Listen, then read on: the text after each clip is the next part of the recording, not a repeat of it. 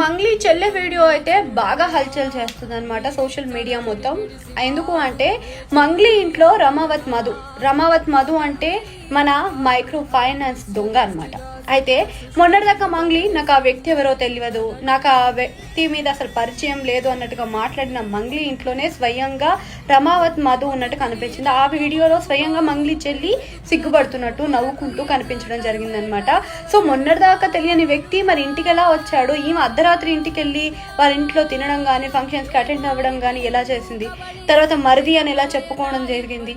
So ఇవన్నీ చూసినట్టయితే ఇంకొక విషయం ఏంటి అంటే ఇప్పుడు ఒక ఆడపిల్లని ఇస్తున్నామంటే సామాన్యులే చాలా వరకు 100 రకాలుగా ఆలోచిస్తారు. ఆ అబ్బాయి ఏంటి, ఎవరు, ఏంటి బ్యాక్గ్రౌండ్ అని చెప్పి.